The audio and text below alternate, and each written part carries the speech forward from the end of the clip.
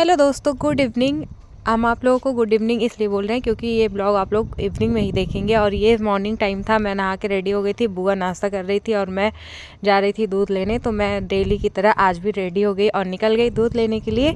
वहाँ पहुँचकर देखा नित्या मेरा वेट कर रही थी और डेली की तरह पहुँचते ही वो फ़ोन देखने लग जाती है। हम दोनों ने थोड़ी सी मस्ती की, उसने फ़ोन देखा, उसके बाद मैं दूध लेके घर के लिए निकल गई। घर पहुँची तो मैं देखी कि मम्मी ने सबके लिए नाश्ता रेडी कर दिया था और मम्मी ने बताया खाने में बनेगा चने का निमोना। तो मैंने मिक्सर को उतार लिया और फिर याद आया कि इसकी तो पत्ती ही टूट गई। फिर उसके बाद मैंने सिलबट्टे पे मसाला और निमोना को पीस के तैयार कर लिया और यहाँ मम्मी ने पपाया काट दिया था, मैंने भी खा लिया और बहुत ही अच्छा लगता है नमक डाल के मुझे। और फिर उसके बाद मम्मी ने जो नाश्ते में रोटी बनाई थी, इस पर मैंने मसाला लगवाया क्योंकि मम्मी बनाती मसाले लगा के बहुत अच्छा लगता है।